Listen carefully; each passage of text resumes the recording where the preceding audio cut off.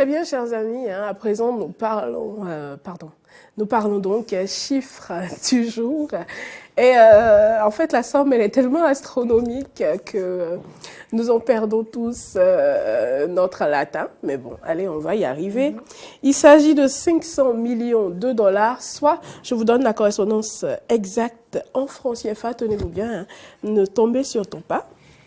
Alors, il s'agit d'à peu près 296 milliards de francs CFA qui ont été offerts donc à l'équipe de football féminine. Et, je dirais carrément que de beaux jours, en tout cas en perspective pour cette équipe-là. Moriagua, nous parlons de 500 millions de dollars. Oui, on parle 500 millions de dollars. Hein. 500 millions de dollars débloqués pour soutenir le football féminin.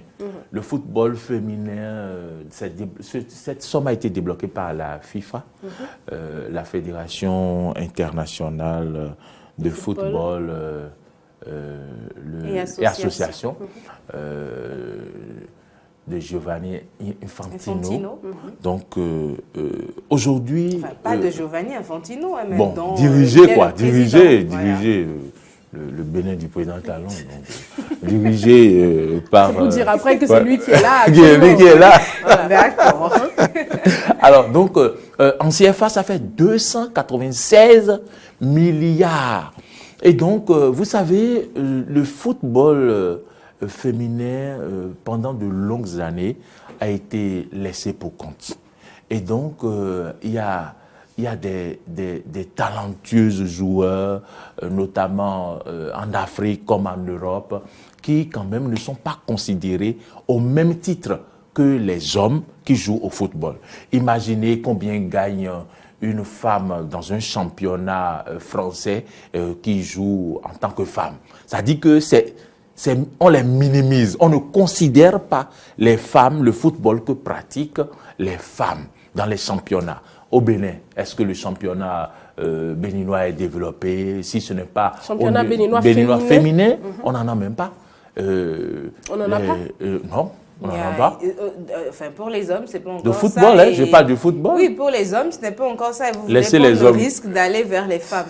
Laissez tomber. Alors Sinon, que ça fait déjà plusieurs décennies que le Nigeria, le Cameroun s'affichent sur ce plan-là avec des équipes féminines bien structurées qui ont même été déjà remporté plusieurs trophées sur le plan continental et qui ont, comment je vais dire, rivalisé avec les équipes européennes. Et donc, ça devient préoccupant. Les footballeuses même ont eu à évoquer, à faire des plaintes par rapport à au manque de considération à leur égard. Et donc, vous avez vu, il s'est fait que le déclic est parti de cette Coupe du Monde féminine 2019, Coupe du Monde féminin 2019. Je vais dire féminine ou féminin? Coupe du Monde féminine 2019, où le niveau de jeu a été relevé. Donc, moi, j'ai eu l'occasion de regarder, par exemple, cette coupe. Si vous ne faites pas attention, on vous dira que ce sont les femmes qui jouent et vous direz non. Elles font beaucoup d'efforts et elles jouent bien. C'est très professionnel. Le niveau était très relevé. Et donc, pour la 4e fois, les États-Unis, l'équipe des États-Unis a remporté encore la Coupe du Monde avec un niveau très, très élevé. Face à la France, par exemple, on a vu ce qui a été fait. Et donc, le président de la FIFA n'a pas été insensible cette fois-ci par rapport déjà aux efforts des femmes.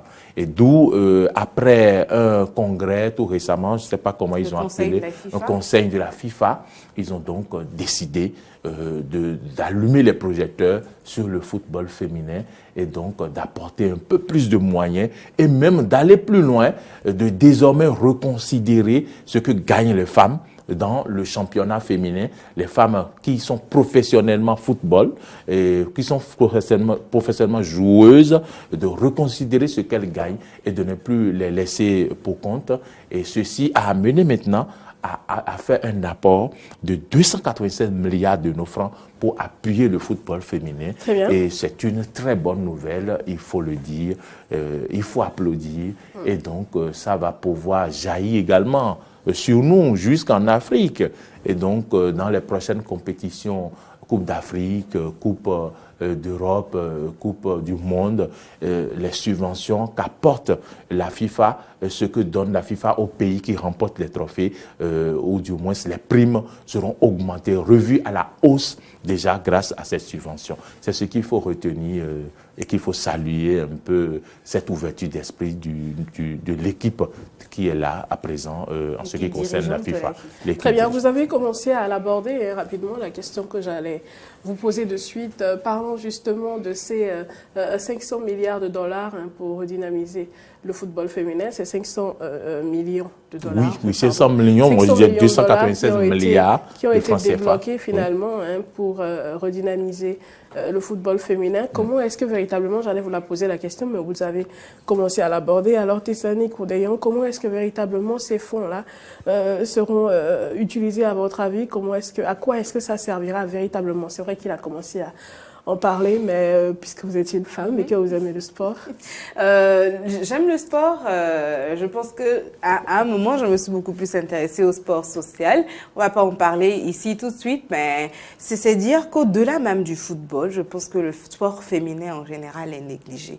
Le sport féminin peut offrir à toutes les femmes une opportunité, sinon aux femmes qui s'intéressent au sport, une opportunité, et peut devenir une force puissante de développement, d'épanouissement des femmes, et également de la découverte de leur plein potentiel et de leur pleine capacité. Mais nous n'y sommes pas encore. Le Bénin encore moins, on est encore très loin dans le compte. Justement, on parle de football féminin. Oui, mais est-ce que véritablement, parlant de football féminin, est-ce que véritablement il y a matière à parler? Dans le cas du Bénin, je dirais non, parce qu'on ne les voit pas véritablement se présenter sur l'échiquier national comme les écureuils hommes, mais ce n'est pas comme si les femmes n'étaient pas intéressées par ce monde-là. C'est pour ça que je partais du cas du sport en général. Il y a quelques mois, parce que ça fait un peu moins d'un an aujourd'hui, j'ai rencontré une ancienne championne de tennis de table du Bénin. Elle a été dans les années 96-97.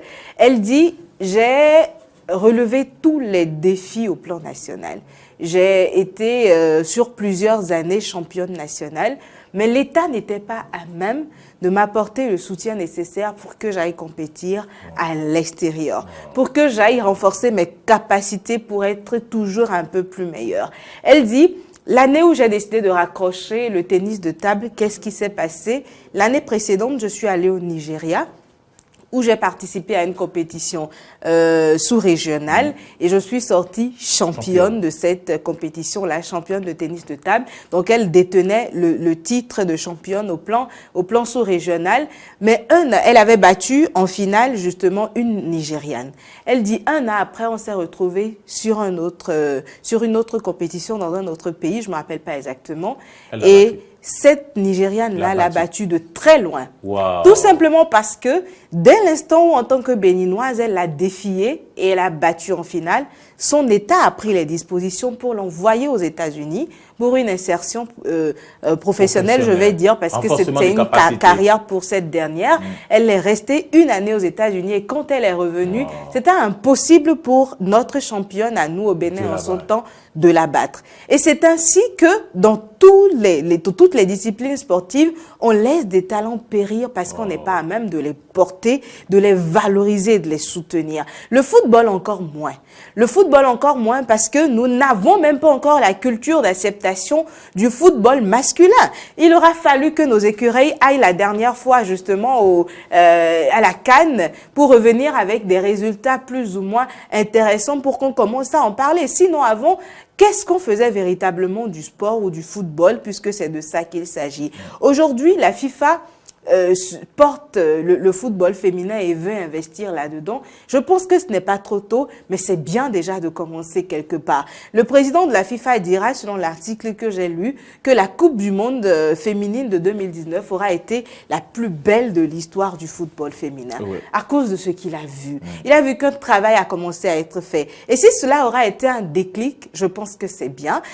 Comment est-ce que cela sera utilisé? Il a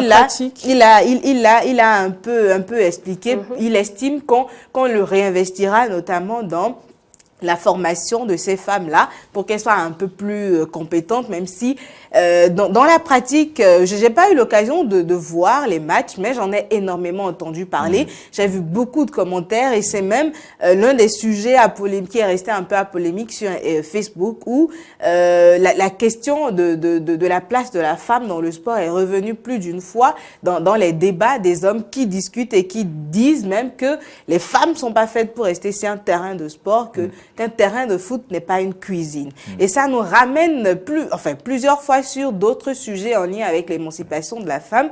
Et aujourd'hui, utiliser ces fonds pour renforcer ces femmes-là, utiliser également ces fonds pour leur donner une meilleure vie. Parce qu'une chose est certaine, ces femmes ne vivent pas au même piédestal ne sont pas considérées au même piédestal que les hommes dans le sport. Un homme footballeur, c'est la belle vie, hein, comme on le dit dans le bling-bling, tout ce qui va avec. Pas automatiquement. Non, pas automatiquement, mais quand ils sont à un certain niveau. Quand ils ont le mérite. Oui, mais les femmes font parfois le même parcours et n'ont pas le même retour comme il est le cas avec les hommes. Et le président Infantino dit que les fonds mis à disposition désormais seront utilisés pour offrir de meilleures primes aux femmes au cours de ces grandes compétitions-là. Et je pense que c'est de là que part tout l'épanouissement et tout ce qu'elles peuvent y gagner. De meilleures primes leur assurent évidemment une meilleure vie. Alors ça va partir du renforcement pour donner de meilleures joueuses de football. Ça va également ça va rejaillir également sur les primes qu'elles vont gagner au quotidien. Ça va partir également des accompagnements qu'on va offrir à leurs différents clubs pour leur permettre d'être dans la pratique et se renforcer au quotidien. En tout cas, moi, je suis fière et je suis contente que l'on puisse désormais prendre à cœur ces thématiques-là qui n'ont l'air de rien, mais qui sont très importantes dans notre processus de développement. Les femmes dans le sport, on va en reparler certainement. C'est un sujet vaste et le football encore moins. C'est pas évident. Au Bénin, je préfère même qu'on n'en parle pas parce qu'il n'y a rien à dire pratiquement, quoi. Non, il n'y a pas rien à dire. Il y a les femmes dans le football. Il y a forcément quelque chose à dire. C'est le moment d'en parler parce qu'on ne sait pas quand est-ce qu'on aura encore un autre chiffre dans le domaine du football qui nous permettra d'en parler. Ce serait le moment de parler de oui, quoi? de parler du football féminin au Bénin, de ce qui ne va pas. Le Nigeria, c'est le pays à côté. Mais depuis combien d'années on n'a pas vu une équipe nigériane se présenter dans une Coupe du Monde en ce qui concerne les femmes? Ça veut dire qu'il y a un travail qui se fait. Est-ce que cette année, on a entendu parler d'un match amical entre une équipe nationale féminine du Bénin et puis une autre équipe? Jamais. Alors pourtant, à côté, il y a le Nigeria, il y a le Cameroun. Jamais ou simplement vous n'êtes pas informé? Il y a le Cameroun. Et vous ne répondez pas à ma question. Je ne réponds pas parce que vous faites comme si vous n'êtes pas au Bénin. Jamais, non, c'est vous dire qu'il y a peut-être des informations que nous n'avons pas. Non, c'est des réalités. Alors de là à affirmer, n'affirmons pas tout de suite que moi, ce serait jamais. Je m'intéresse au football et je n'affirme pas des choses sur ce plateau. Quand je n'ai pas des informations, je n'en parle pas. Et donc, je suis dans le football, je continue encore de jouer au football, je m'intéresse aux questions du football, féminin comme masculin. Du basket, on peut en parler, mais le football aujourd'hui, voilà ce que c'est. Il n'y en a pas eu. Les matchs ont été joués où? Est-ce que c'est au stade? Est-ce que c'est à Calavi ou bien c'est à Godomé? Il n'y en a pas. Et par conséquent, on voit quand même qu'il y a des motivations. Il y a des gens, moi je connais une femme qui joue tous les samedis et avec les hommes, elle est obligée de jouer avec les hommes. Et quel talent elle n'a pas? Et donc, aujourd'hui, c'est regrettable qu'il n'y ait pas encore un processus qui puisse permettre au Bénin de mettre en place véritablement une équipe de football du Bénin qui puisse compétir. On parle d'écoles d'enfants de football et tout. Vous en avez jamais entendu? Est-ce qu'on nous a jamais dit ici que quelqu'un a créé une école de foot pour les femmes? Non. Et donc, cette subvention du président de la FIFA doit sonner l'alerte au niveau de nos responsables à divers niveaux au Bénin ici, pour qu'on puisse réfléchir autour d'une table à comment mettre en place déjà un processus pour permettre de fédérer ou de faire clore les talents en ce qui concerne les femmes qui ont envie de jouer au football. J'ai suivi un documentaire sur la France où aujourd'hui les enfants, les filles, les petites filles, on leur montre à peu près le parcours de tel footballeur depuis son enfance, et ça suscite en elles l'envie d'aller jouer au foot. On les voit dans les terrains. Il n'y a même pas des terrains dans les quartiers où il faut pratiquer le football. Tout a été vendu. Tout a été vendu. Maurice, je ne suis pas totalement d'accord avec vous quand vous parlez du Jamin. Jamin de chez Jamin, en fait. J'ai dit l'année 2019. Oui, non, l'année 2019 a d'ailleurs été témoin excusez-moi, d'un semblant de championnat pour les femmes parlant de football. Je pense que nous allons... je ne veux pas être méchante, c'est pour ça que je fais des griffes. Je ne veux pas être méchante. Des choses se font peut-être, mais le sport féminin n'est pas assez médiatisé. Le championnat pour le football féminin, on n'en a presque pas parlé. On n'en a presque pas parlé, sinon il en a eu. Je crois une trentaine de clubs de football féminin ont participé à ce championnat-là. Seulement qu'on n'en a pas assez parlé, une trentaine. Très bien. Alors, il fait la tête du genre, il y en a jusqu'à ce qu'il y en a 30. Merci aussi à vous, Maury Agua. Je vous le disais, chers amis, un peu plus tôt, ou beaucoup plus à Maury Agua, il y a probablement certaines choses qui sont faites, mais vu que ce n'est pas médiatisé, nous n'en sommes pas informés. Et je le dis, ça veut dire qu'on n'y taille aucune importance. Vous vous intéressez si on ne médiatise pas ça, on n'y taille aucune importance. Vous vous intéressez au sport, Maury, et pourtant vous ne vous y êtes pas intéressé assez pour nous en parler. Pourquoi de toutes les façons, chers amis, on parlait donc de 500 millions de dollars pour redynamiser le football féminin. Et c'est une initiative à saluer en tout cas. Et j'espère juste pour ma part que cela ne sonne pas le glas parce que nous savons pertinemment comment ça se passe en général. Il y a tout de suite une initiative que tout le monde encourage, tout le monde en parle. On fait semblant de s'y attarder et donc on fait semblant de faire X ou Y pour relever un petit peu le niveau d'un domaine ou d'un autre, mais au bout de 2-3 jours, voilà, ça passe aux oubliettes et on ne fait plus rien, on n'en entend plus parler. J'espère que ce ne sera pas le cas ici.